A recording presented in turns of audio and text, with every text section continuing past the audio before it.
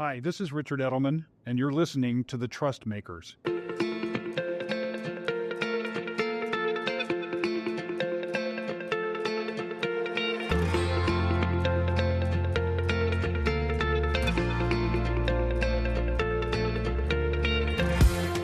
Hi everyone, I'm Satyen Dayal, Managing Director of Technology at Edelman.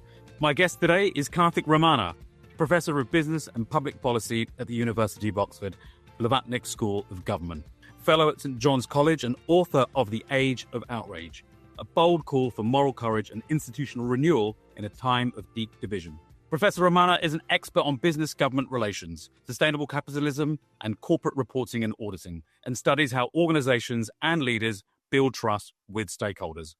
As the 2025 Edelman Trust Barometer shows record levels of grievance, declining optimism, and collapsing confidence in leadership, we ask, what's happened to the social contract and how do we get it back? Karthik, welcome to Trust Makers. Thank you for having me. Your latest book, The Age of Outrage, was published last year and examines the outrage gripping organizations worldwide and how leaders can respond to it. Can you talk a little bit about what motivated you to study and write a book on this topic?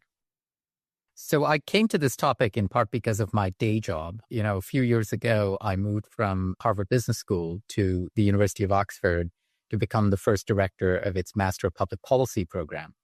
And each year we would convene in this program somewhere between 120 to 150 emerging and existing public leaders from 60 to 70 different countries. And these are individuals of remarkable ability. These are individuals who are deeply passionate about public service, but they also believed in very different things. They had very different aspirations and very different understandings of what constituted a good society. And here I was in this role of convening and coordinating an 1-year experience for them.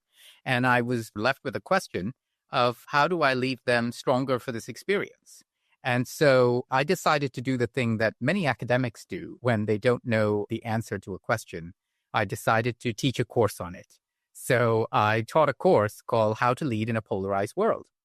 And I was very upfront with the students. I said, look, I have no idea, but you have little idea as well. So maybe we are all in this together. And so each week, as we would teach this course, and we would teach it over the 8 weeks of an Oxford term, each week I would invite to the course a colleague, an associate, a friend who was in some sort of general management role. My rule of thumb was that you had to be running something. So you could be a mayor, a governor, a police commissioner, a CEO, a COO, but you have to be running something.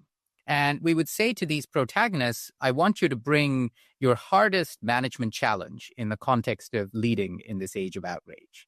And also bring with us your favorite piece of reading. And so they did. And over the course of teaching this class for many years, over the years, it became close to 1,000 students from 120 different countries. I said, well, actually, we built a body of knowledge across these lessons. And wouldn't it be a shame to lose it all? So I decided to put it together in a book, and hence the book, The Age of Outrage, How to Lead in a Polarized World. Fascinating, yes. I mean, your book argues that we're living through a crisis of institutional legitimacy, fed by grievance, future disillusionment, and social tribalism. This year's Trust Barometer puts numbers to those forces, and I'd like to explore, if that's okay with you, where they converge and where they might diverge.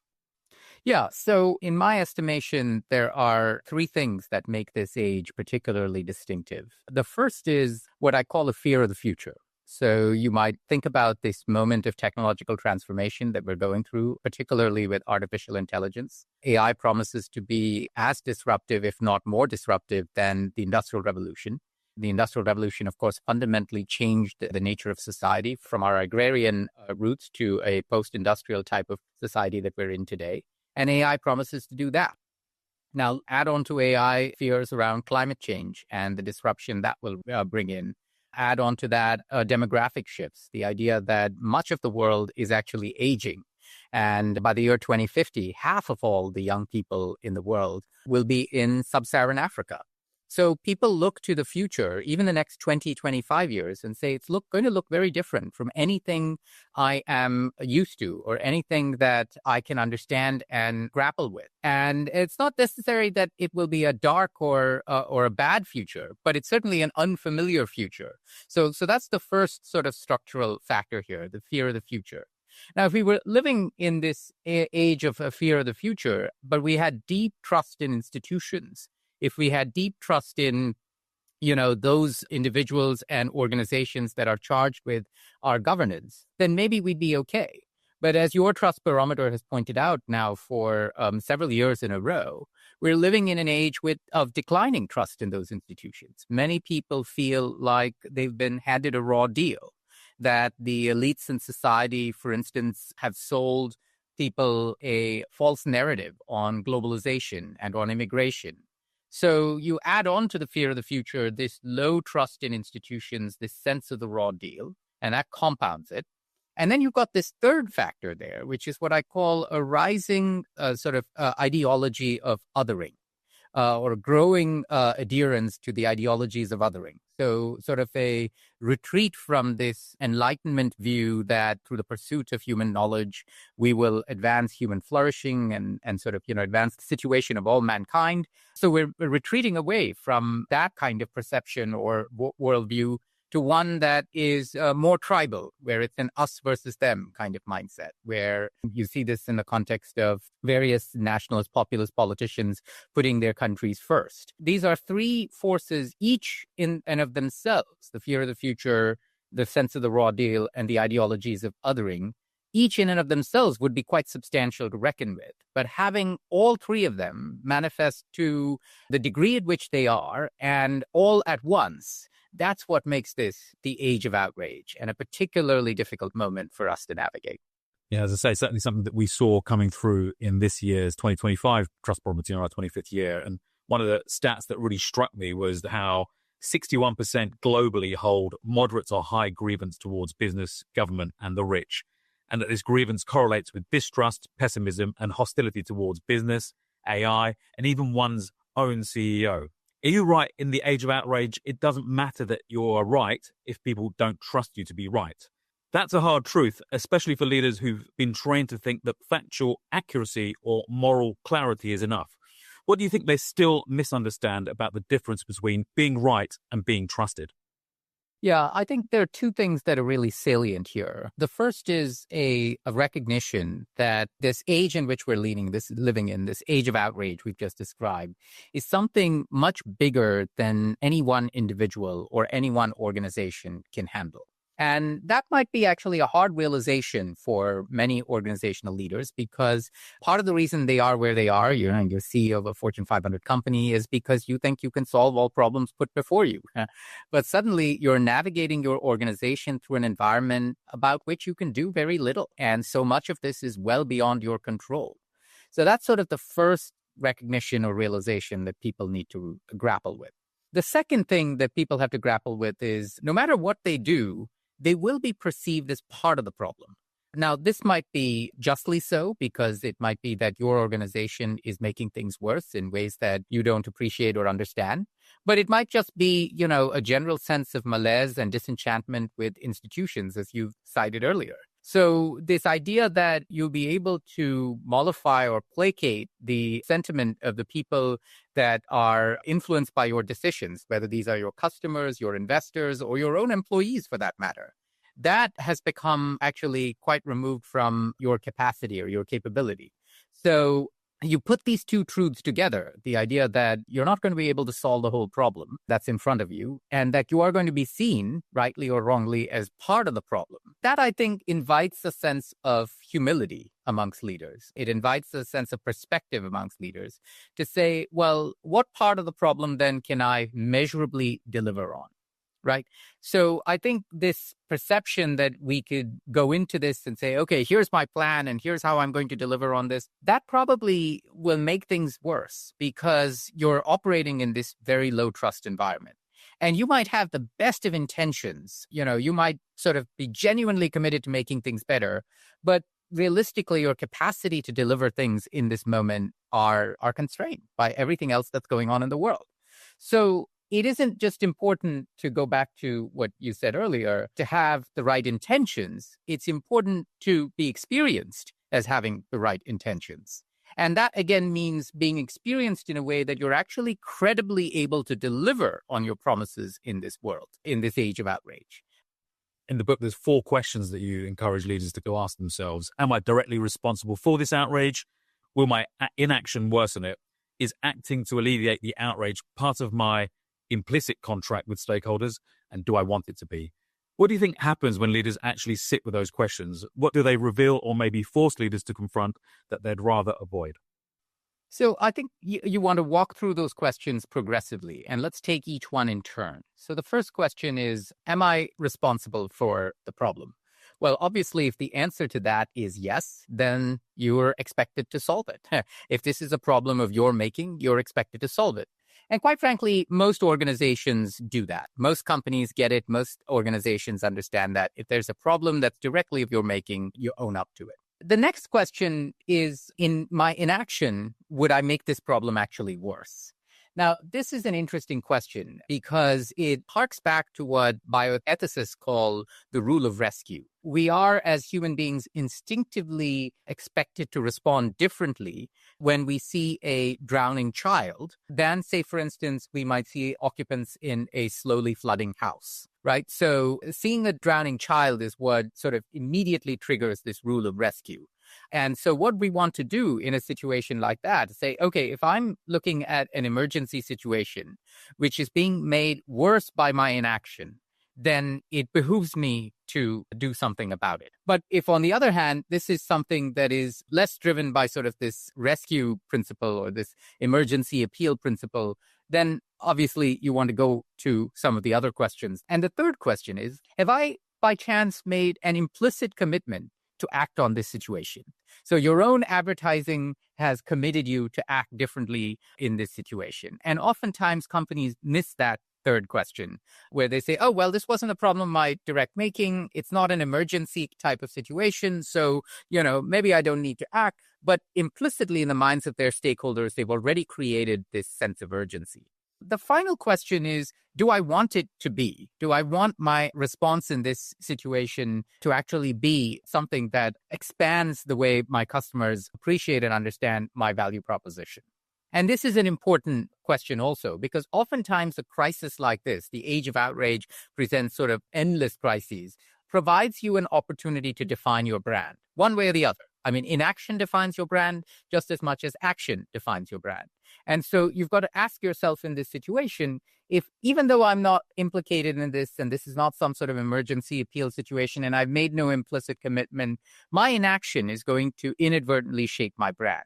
Am I okay with that? And the answer could legitimately be yes, that's fine. That's who I am as a company. This is my brand. This is the kind of identity I want to have with my customers. Then that's completely fine. But oftentimes when companies reflect on that, they say, oh gosh, no. I want my customers to know that when a situation like this happens, I can be trusted or relied on to do something to make it better. So then I need to own up to that. Now, of course, there's the flip side of that, which is you can't overpromise, because if you overpromise, you'll find in this moment, this age of outrage, you very quickly end up with sort of almost an endless stream of requests on you. So it needs to be very clear what are the boundaries of your commitments in that moment. And you say, okay, well, I don't want complete inaction to be my brand, so I'm going to respond. But I also want to bound my response very tightly so that it's clear that when the next crisis hits, I'm not implicitly called in to act as well. So it's thinking about building a dynamic strategy for the age of outrage, which is part of the necessity of the moment. Actually, I was curious to understand, particularly whether the pandemic had an effect on any of these questions as well. From my experience, perhaps I saw a little bit of savior complex coming across from various leaders, from various organizations, and then since then, some of the challenges that came with it. But I'm wondering, from your perspective, what kind of impact crises like the pandemic may have on this wider sense of the savior complex, let's say. I say the pandemic is kind of like social media. They're both catalytic factors to this age of outrage that we're in.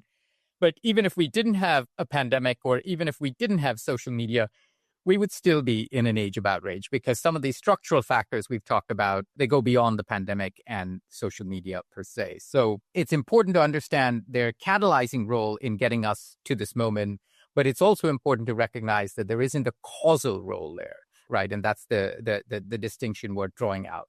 Coming back to some of the data we saw from the Trust Barometer this year, only 36% globally believe that the next generation will be better off. And we see economic insecurity and lack of training are the top kind of concerns for workers in everyday working environments. In the book, you reference the four upayas and how offer a modern reading of these as classical tools for leadership. In a time when disillusionment with the future is so high and people's fears feel both urgent and justified, which of those tools do you think leaders have forgotten how to use or misunderstood altogether? So first, I'm so delighted that you called on the four upayas because that's often a part of the book that goes sort of unnoticed. For those who might be unfamiliar with them, the upayas basically are drawn from this treatise on diplomacy written by Kautilya, who is a philosopher thought to have lived sometime around 300 to 100 BC in sort of effectively what is now parts of India or Pakistan. And this philosopher writes this rather cunning treatise on the art of what we would call statecraft or diplomacy. And sort of like a precursor to Machiavelli's The Prince, though some would argue far more Machiavellian than Machiavelli. And in it, there are these four upayas. They are Sama, Dana, Danda, and Beda. And literally, respectively, meaning reason, compensation, mind games, and threats. And it says these are four ways in which you can get things done. In our context, obviously we see a lot of threats, we see a lot of mind games, we see a declining role for reason here. The part perhaps that we have seen organizations underinvest in is this notion of building reciprocal power, what in the context of the upayas are called dana, which is this idea that over long term, you can build trust with your adversaries. And you can find ways in which you can reward your adversaries implicitly and explicitly so that you create alignment with them. And perhaps that investment in that long-term trust building is what we've seen less of in this moment. We see more of the threats and more of the mind games. And, we have seen some attempts at using reason, but again, that only works in the context of high trust. So the thing that we have perhaps lost track of is this notion of dana or reciprocal relationship building.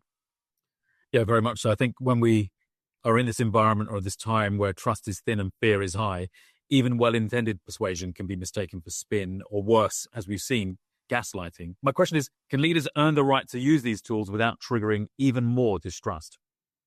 That's a great question. And it goes back to what we were saying earlier about being humble in what it is you promise and then actually delivering it, right? How do you build trust? You build trust by actually being able to do what you say you'll do. And that means being modest about what you will say you will do. Because if you are bold about what you say you will do, yes, of course, there's a certain rhetorical value to that, maybe inspirational in the short run, etc. But we all know that's going to be very hard to deliver on that, especially in this age of outrage where, you're so much about the world you can't control. So saying, for instance, that you'll be able to promise the moon to your voters or promise the moon to your stakeholders or end conflicts in one part of the world or the other, that might make for great rhetorical devices, but it actually can contribute to further distrust. Whereas on the other hand, if you say, well, look, there's so much about this that is beyond my control, but there are a couple of things that I'll be able to mitigate in the short run. Actually deliver on mitigating that in the short run. And once you do that, then people will say, this person actually does what he says or she says. So maybe I can trust them on the next round. And then you can make a slightly bigger, bolder promise. But it's that incrementalism and that patience that's the key to trust building, and something that perhaps leaders have lost sight of in this moment, perhaps because of an over-reliance on sort of courageous rhetoric to try capture people's attention. And that's where social media plays a role, because in social media, you're constantly trying to capture people's attention by something even more sort of bombastic than the last thing that was said. when it plays through into the public environment, I think, this point that you raise around othering and perhaps this tribalism increasing, we saw through the trust barometer that people are with high grievance are twice as likely to see others' gains as their loss, this zero-sum mindset, let's say. And worrying still, we saw half of the Gen Z approve of hostile activism like online attacks or disinformation to create change. In the book, you argue that online media has enabled people to build identity without proximity, to form allegiances and enemies without ever having to share space or experience. Add emotional contagion to that, especially amongst young, and the outrage becomes something more enduring. So if outrage becomes the scaffolding for identity, especially in online spaces where there's no shared reality or proximity, how do we even begin to rebuild trust in the idea of common purpose? First and foremost, we can't discount the role of the social media platforms themselves in solving this problem. And I mean, the science is increasingly becoming clear that the use of social media amongst those under the age of 16 could be quite damaging, maybe even as damaging as giving someone who is under the age of 16 a packet of cigarettes, right? And just as we've come to realize, oh, that's a terrible idea, it might be a terrible idea to allow those under 16 to be on social media. In fact, the brain remains highly plastic up to even the age of 25.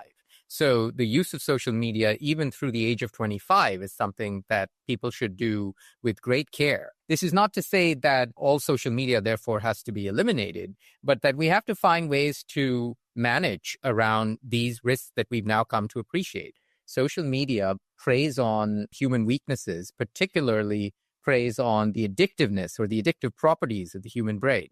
And maybe that was not malicious. I think the jury is still out on that. But regardless of whether it was malicious or not, that can be a matter that can be litigated elsewhere. The onus is on us to find a solution for that, because we continue to allow our young people access to this highly addictive technology. And just as we would think it ridiculous today to provide young people packets of cigarettes, we should be having a serious conversation about the role of social media in society at large. And to an extent, we see this in sort of the political wars around TikTok, but that has become more about economic nationalism than it has about the harmful effects of social media. I think that's something that needs to be teased out. But, just as much as there are structural solutions here to be addressed, there are, in the context of social media, there are individual approaches here too. If you don't trust yourself to be able to handle alcohol or tobacco, then the best thing to do is not to necessarily ban it in society. I mean, for instance, the United States tried prohibition,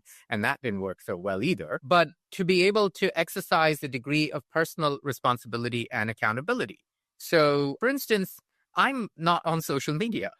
And people are sort of surprised by that and say, well, I do have an Instagram account, but I don't manage it myself. And that's about the limit of my social media. And people ask, well, how can you do this? And I say, well, because I don't trust myself. I'm actually a pretty intense guy. I might have written a book called The Age of Outrage, How to Lead in a Polarized World. But the dirty secret is I wrote the book mainly for myself, right? I'm just as prone to outrage as everybody else. Quite frankly, the busier you are, the more likely you are to be prone to outrage. And managers and people higher up in organizational hierarchy are really busy people. So people like me are actually the last sort of people to be on social media because we are far more prone to be outraged, not because of some character flaw, but because we're so busy, because we're being pulled in so many different directions. So my solution to this was to say, well, actually, I don't trust myself to be on Twitter. So I'm just going to, right? So there is a role of personal responsibility in this as well. So yes, there are some structural solutions we should be searching for from social media companies themselves voluntarily, also potentially from regulation and legislative action, but also there is a role for personal accountability here. And then the final thing I'll say on this is, again, social media is catalytic to this age of outrage. It is not causal. So if we were able to somehow wave a magic wand and make all the social media in the world disappear, sadly, we would still be in this age of outrage. So that means that there are things we need to address as a society beyond social media that should be part of a serious conversation on solutions. As you know, the news story on everyone's mind right now is perhaps the passing of Pope Francis and the future leadership, especially when today we heard that the announcement that the conclave will begin as of the 7th of May. In the book, you touched on the Vatican and particularly around some challenges that it faced as it related to financial governance. Do you have any points of view regarding future leadership? The Italians have this wonderful word called papabile, which literally means papable. And, so it's like, which of the cardinals are papable is the sort of the term. And then there's this saying in Italian, he who enters as papable leaves a cardinal. This is to say that you enter the conclave with the expectation that you will be elected pope, and chances are you will not. So it's hard, and I would sort of resist the urge to offer predictions on who should be the next pope or even what are the traits of the next pope. But what we can do is perhaps reflect on what is the context in which the next pope has to operate. The resignation of Benedict XVI, which precipitated the election of Francis, which is the moment of governance crisis in the church that I write about in the book, that was a particularly distressing moment for the church internally. It was a moment where there was a sense that the church had, mismanaged at a criminal level the child abuse scandal. There was a sense that the church had mismanaged at a criminal level its own finances. And there was a sense that many people within the Vatican itself could not be trusted to do the right thing, which is where we ended up with the Vatileaks scandal and the Pope's own personal butler leaking the Pope's personal documents and so forth. And it was in that context that we saw, the first resignation of a pope in almost half a millennium. And so that was sort of the focus of Francis's papacy, was really to recenter the church in the context of its own internal governance issues. And that's the theme that I pick up on in the book and so forth. And I would say to a large degree, Francis has succeeded in that mission, because today, and you saw this in the remarkable consistory of world leaders that gathered at Francis's funeral, including leaders who disagreed with Francis politically. Because over the course of his 12 years in the papacy, of course, he didn't address all of the governance challenges in the church. But what he was able to do is refocus the church on its pastoral roots and say, right, the church exists first and foremost for the betterment of the lives of the people, of humanity. And so that should be, more than anything else, the focus of the church. And so at the time of his passing, the time of great political and social and technological upheaval in society, you see this remarkable gathering together of world leaders from countries both Catholic and non-Catholic. I mean, there was representatives from China and India and the Middle East were there, in addition to representatives from Protestant nations, as well as, of course, from Catholic nations. They were all there recognizing the role that the Pope can have in promoting a common voice, or in promoting the need for bridge building and solidarity in this age of outrage, in this moment of deep division in society. And so that could be one of the roles. I don't know if that will be a trait of the new pope, but that could be one of the roles that a new pope could play in this moment, because, to the point of your barometer, there are these massive trust voids with institutions across the world. Yeah, thank you. I think building on that, one final area perhaps for question, and from one that's quite dear to me, is this conversation right now about artificial intelligence. What we've seen through the latest barometer is that trust in AI drops at least 22 points amongst those with high grievance. But consistently, our data has shown how AI is servicing deeper fears about power, control, and judgment. And I might have some regard as a rose-tinted view on how, unlike the bubble-inducing algorithms of the past 20 years, AI holds the potential to spark more connections and cohesion between tribes, let's say. In the age of outrage, is my optimism misplaced? Not because of the technology itself, but because of who people believe is behind the curtain. So someone once said to me, anytime you hear the words, "this time is different," run. Right. Which I think is sort of how I would sort of encapsulate my initial reaction to this. Look, the capacity to misuse AI as a tool, as a technological development, that's innate to human nature. So there's nothing intrinsic about AI that will reverse that capacity of human beings. So AI in the hands of the wrong people will be able to do tremendous damage to the world, just like nuclear weapons in the hands of the wrong people can do tremendous damage to the world. And we have come to recognize that about nuclear weapons. And we are only starting to recognize that about AI. Now, I don't think your optimism is misplaced. I think that what we have shown in many instances is our capacity to recognize these risks collectively as humanity. We did that in the past with the hole in the ozone layer. We did it, of course, with nuclear weapons. We did it human cloning. And we can do it with AI. But it does require an affirmative commitment on the part of world leaders and the political institutions that support them to make those difficult decisions. And in the absence of that, there is nothing intrinsic about AI that will solve this problem for itself. Karthik, thank you so much. I think if there's anything I can sum from this, it's that to lead through grievance, to rebuild optimism and deliver, let's say, innovation responsibly, we've really got to think about how trust is built in the future by grounding it in the steps we choose to take today. Thank you so much for your time, Karthik. Really appreciate it. Thank you for having me. Thank you for tuning into The Trust Makers, an Edelman podcast in partnership with Advertising Week, where we speak with leaders and other trust builders across institutions. See you next time.